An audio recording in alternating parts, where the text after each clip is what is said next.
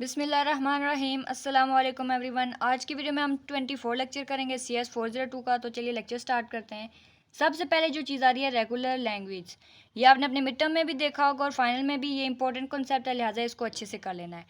Important कैसे है? Any language that can be expressed bye RE, regular expression से कोई भी ज़बान जो है दिखाई या शो की जा सकती है, तो क्या होगा? Is set to be regular language, उसको हम रेगुलर लैंग्वेज कहेंगे। इसकी डेफिनेशन है। और इससे रिलेटेड ज़्यादा क्विज कौन सा आता है?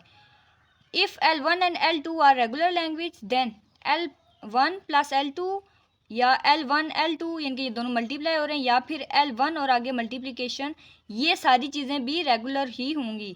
Are also regular language, this fact can be proved by the following 2 methods. अब 2 मेथड्स कौन से हैं ये आपने जहन में रखना है कि ये जो रेगुलर लैंग्वेज होती है या एक्सप्रेशन होती है, ये दोनों एक जैसी होती हैं, तो फिर उसके 2 मेथड कौन से होंगे? पहला है बाय रेगुलर एक्सप्रेशन और दूसरा है by TGs, transition graphs.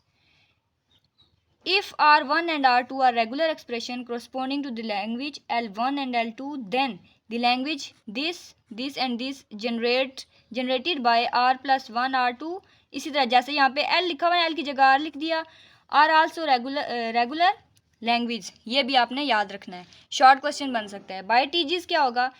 L1 और L2 दो लैंग्वेज होगी, कौन सी? रेगुलर। तो फिर क्या होगा? L1 and L2 can also be expressed by some regular expression. अगर लैंग्वेज रेगुलर है तो एक्सप्रेशन भी रेगुलर हो सकती है as well. And hence using Kleene's theorem, जो कि आप पहले पढ़ चुके हैं, एक दफ़ा फिर पढ़ लीजिएगा क्योंकि कई दफ़ा मिड टर्म से भी कोई ना कोई चीज़ आ जाती है। क्लीन्स थ्योरम के मुताबिक क्या होगा? L1 and L2 can also be expressed bye TGs, transition graph की मदद से भी इनको एक्सप्रेस किया जा सकता है। आपसे थोड़ा सा क्वेश्चन घुमा के पूछ सकते हैं कि जो रेगुलर एक्सप्रेशन में तो दिखा सकते हैं, और दूसरी कौन सी चीज़ है जिसमें हम अपनी एक्सप्रेशन को या लैंग्वेज को शो कर सकते हैं, तो वो है TGs। उसके बाद ये कुछ मेथड हैं। अब पहला क्या है? If L1 and L2 are expressed by TG1 and TG2, L1 को TG1, L2 को TG2 होगा, तो क्या होगा? That can may be TG accepted by L1 and plus L2। अब ये देखें, ये एक स्टेट बना दी, ठीक है। उसके बाद यहाँ से दोनों की जो है नल की ट्रांजिशन करवा दी, P माइनस पे भी और 1 माइनस पे भी। और उसके बाद ये N प्लस M प्लस और ये TGs लगा दिए। बस ज़्यादा इसमें कुछ खास करने वाला नहीं है, लेकिन एक दफ़ा आप देख लेंगे ताकि आपको समझ आ जाए। उसके बाद अब इस चीज़ को अलग करेंगे। कैसे करेंगे? If L1 and L2 are expressed by following TG1 and 2। पहला तरीका ये इस तरह से शो करेंगे, दूसरा क्या है? इस तरह से शो करेंगे, 1 माइनस और इस चीज़ को अलग कर देंगे, इसको भी अलग, इसको भी अलग, और ये चीज़ यहाँ से ख़त्म कर दी। उसके बाद तीसरा तरीका क्या है? TG accepted L1 and L2। अब पहले क्या किया था? ये इस तरह से था ना, अब दूसरे तरीके में अलग अलग किया। अब तीसरे तरीके में यहाँ पर इनके दरमियान ये प्लस का साइन ख़त्म कर दिया, यहाँ से माइनस का ख़त्म कर दिया, और यहाँ पे क्या किया? नल की ट्रांजिशन करवा दी। नेक्स्ट क्या आता है? TG को दिखाने का एक और तरीका, L1 और उसके बाद मल्टीप्लाई। अब ये चीज़ ना यहाँ पे देखने वाली है कि ये शो किस चीज़ से कर रहे हैं। ये प्लस में कर रहे हैं, ये मल्टीप्लाई में कर रहे हैं, ये मल्टीप्लाई में, ये दोनों एक ही चीज़ें आप कह सकते हैं। उसके बाद अब ये L1 का मल्टीप्लिकेशन ले रहे हैं, तो L1 का मल्टीप्लिकेशन कैसे होगा? 1 माइनस N प्लस, और मल्टीप्लिकेशन का मतलब है वो काम बार बार हो रहा है, इसलिए यहाँ पे लूप लगा देंगे। अब आगे दे दी एक एग्जाम्पल। एग्जाम्पल में क्या है? Consider the following TGs। ठीक उसी तरह उन्होंने अब ये हमें TG दिए हैं, ठीक है।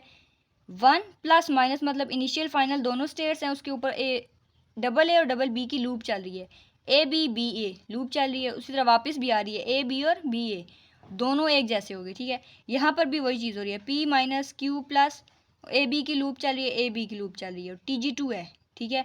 यहाँ पर AAA और BBB चल रहा है, ये भी आपने रखना है जहन में। तो अब इसका अगला स्टेप क्या होगा? ये दो चीज़ें हम पिछले पेज पर देख के आए हैं, ठीक है। अब अगला स्टेप होगा, इसको प्लस कैसे करना है? सिंपल, इनिशियल स्टेट लगाई, दोनों पे नल की ट्रांजिशन करवा दी, और कुछ भी नहीं करना। L1 और L2 मल्टीप्लाई कैसे करना है? ये देखें, अब इसको यहाँ से इस इनिशियल का माइनस हटा के इसके साथ जोड़ दिया, सिंपल, वही नल की ट्रांजिशन करवा दी। तो आपसे ये ना लॉन्ग क्वेश्चन और शॉर्ट भी आ सकता है, ज़्यादा डिटेल में कुछ भी नहीं होगा, बस कंफ्यूज करने के लिए। अब देखिए, मल्टीप्लाई था ना, तो सिंपल एक ट्रांजिशन करवा दी नल की, यहाँ पर ये एक दूसरे के साथ जुड़ गए। ठीक इसी तरह ऊपर नल की कराई थी, दोनों को जोड़ दिया था। अब तीसरा है L2 मल्टीप्लाई, तो ये कैसे होगा? P minus Q plus L2, ये देखना है हम सेकंड वाली जो इक्वेशन है ना, ये वाली, ये सेकंड है ना, ये फर्स्ट थी ये सेकंड थी, तो इसको देखा है यहाँ पे रखा, उसी तरह सारी चीज़ें लिख के सिर्फ क्या कर दिया, नल की ट्रांजिशन करवा दी लूप में, यहाँ से इधर आ रहा है, यहाँ से वापस जा रहा है, तो ये क्या होगी, ये मल्टीप्लाई का साइन यही होता है कि ये लूप चला रहा है। अब अगला जो है ना, ये मोस्ट इंपॉर्टेंट है, कम्प्लीमेंट। कम्प्लीमेंट मतलब कोई चीज़ पॉजिटिव है उसे माइनस कर दो, कोई नेगेटिव है उसे प्लस कर दो, उल्टा कर दो, ठीक है। Let L be a language defined over a alphabet sigma, then the language of string defined over sigma not belonging to L. L एक लैंग्वेज है सिग्मा से, ठीक है।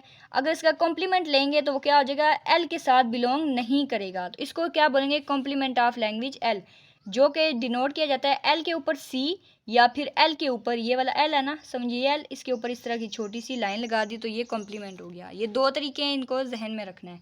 उसके बाद यहाँ पर ये रीडिंग आपने खुद करनी है, यहाँ से आपको बताना क्या है कि अगर एल कॉम्प्लीमेंट का दोबारा से कॉम्प्लीमेंट लिया जाए तो ये कैंसिल हो जाता है और सिंपल लैंग्वेज हमारे पास आ जाती है। या इस तरह से आपका शॉर्ट क्वेश्चन बना सकते हैं कि ये कॉन्सेप्ट यूज़ होगा, लेकिन क्वेश्चन वो खुद बना कर देंगे। अब आगे आ गया एक थ्योरम है, L is a regular language then L C is also a regular language. ये इंपॉर्टेंट चीज़ है, आपने याद रखनी है। अब इसको प्रूव कैसे करेंगे, Kleene theorem, there exist an F A say F accepting the language L, converting each of a final state, जो फाइनल स्टेट होती है उसे कन्वर्ट कर दें किस में, नॉन फाइनल, जिनके प्लस वाली है प्लस ख़त्म कर दें तो वो नॉन फाइनल हो जाएगी। And old non final state of F two final state, जो पहले वाली कोई पुरानी फाइनल स्टेट थी उसको फाइनल स्टेट बना दें, नॉन फाइनल थी जो कि सादी या माइनस वाली थी ना उसको फाइनल बना दें, जो फाइनल थी उसको कैंसिल कर दें। एफ ए दस obtained will reject every string belonging to L, और जो एफ ए होगा वो क्या करेगा, सारी बिलोंगिंग यानी कि उससे रिलेटेड स्ट्रिंग होंगी इनको सबको ही एकदम रिजेक्ट कर देगा। उसके बाद अब ये सारी आपने रीडिंग करनी है एक दफ़ा खुद से भी। तो क्लीन थ्योरम क्या करेगा, L C can be expressed by some regular expression, thus L C is a regular expression या रेगुलर लैंग्वेज। उसके बाद ये एक छोटी सी एग्जांपल दी गई है, सिग्मा क्या है, ए बी, इनिशियल फाइनल, ये ए की ट्रांजिशन बी की और दूसरी। अब ये दो थे ना ए और बी का मतलब है एक स्टेट से दो एरो निकलने ज़रूरी हैं, लेकिन जो कि हमें यहाँ पर दिया गया हम एक साथ यहाँ से तो नहीं निकालेंगे, हमें ए चाहिए, फिर ए के बाद बी चाहिए, बी के बाद ए भी चाहिए। अब ये ए कोमा बी का मतलब है या ए चलेगा या फिर बी चलेगा, दोनों एक साथ नहीं चलेंगे, इसका मतलब है एक ही एरो है। दूसरा एरो कंप्लीट करने के लिए क्या होगा, ये एक आर लगा दिया, इसका मतलब है नो, मतलब यहाँ पर कोई इस चीज़ की वैल्यू नहीं होगी, तो सारी की सारी एरो यहाँ पर डाल दी, इसके दो एरो पूरे हो गए, इसके दो पूरे हो गए, इसके भी दो पूरे हो गए, इसके भी दो पूरे हो रहे हैं, एक ए का अलग से जा रहा है और बी का अलग से जा रहा है, लेकिन आप कह सकते हैं कि एट अ टाइम नहीं जा रहे। उसके बाद अब ये आर की स्टेट है, इसके भी दो एरो कंप्लीट होने चाहिए, तो लिहाजा ए और बी लगा दिया। अब नेक्स्ट क्या बता रहे हैं हमें यहाँ पे, converting final state to non final state. पिछले पेज पे क्यू पर था ना फाइनल, तो यहाँ से क्या किया, प्लस को ख़त्म कर दिया, पी पे प्लस नहीं था प्लस डाल दिया, यहाँ पे प्लस नहीं था डाल दिया, यहाँ पर माइनस था प्लस नहीं था तो वो भी डाल दिया। यानी कि उन्होंने कहा था ना जो नॉन फाइनल है उसे फाइनल बना दो और जो फाइनल नहीं फाइनल है उसको ख़त्म कर दो। तो ये सिंपल उन्होंने काम किया और इसमें करने वाला कुछ खास नहीं था। Theorem, L1 L2 are two regular language, then L1 intersection L2 is also regular language। Proof कैसे करना है, डिमॉर्गन्स लॉ। डिमॉर्गन्स लॉ क्या है, L1 union L2, L1 intersection L2। अब ये ऊपर मैंने कॉम्प्लीमेंट नहीं पढ़ा, ये डबल कॉम्प्लीमेंट मतलब ये एक दूसरे को कैंसिल कर देगा, ये कैंसिल कैंसिल कैंसिल इन दोनों को कैंसिल कर देगा। तो इसका जो राइट आंसर आएगा L1 इंटरसेक्शन L2। ये स्टेटमेंट याद रखनी है, ये 1 2 और 3 ये तीसरी है, ठीक है, इनको याद रखना है। अब नीचे जो है इंपॉर्टेंट चीज़ वो क्या है, L and L1 2 are regular language, so are L1 complement L2 complement, और उसके बाद ये भी क्या होंगे, रेगुलर ही होंगे। L1 and 2 complement being regular provides that L1 union L2 complement is also regular language। जैसा कि ऊपर बोला बस वही, ये बुक जो है ना बहुत आसान है, बस थोड़ा सा आपको कॉन्सेप्ट क्लियर करना है, उसके बाद आपका पेपर इतना ज़बरदस्त होगा कि आपको पता चल जाएगा खुद ही। रीडिंग लाजमी करनी है, कोई चीज़ छोड़नी नहीं है, मैं आपको ये कभी नहीं कहूँगी कि कोई चीज़ है आप इसको स्किप कर दें। बहुत आसान बुक है, लिहाजा बस थोड़े से आपको फोकस और मेहनत की ज़रूरत है, इंशाल्लाह आपका पेपर ज़बरदस्त हो जाएगा। तो उम्मीद करती हूँ जो आज मैंने आपको शॉर्ट सा ओवर भी दिया है वो इंशाल्लाह आपको समझ आया होगा, क्योंकि शॉर्ट लेक्चर है इसलिए मैं ज़्यादा डिटेल में नहीं जा सकती। तो आप इसको अंडरस्टैंड करें और रीडिंग भी करें। अगर कोई चीज़ समझ नहीं आ रही तो दोबारा से आप लेक्चर भी ले सकते हैं या खुद से रीडिंग भी कर सकते हैं। तो मिलते हैं नेक्स्ट लेक्चर में। रखिएगा अपना बहुत सारा ख्याल। अल्लाह हाफिज़।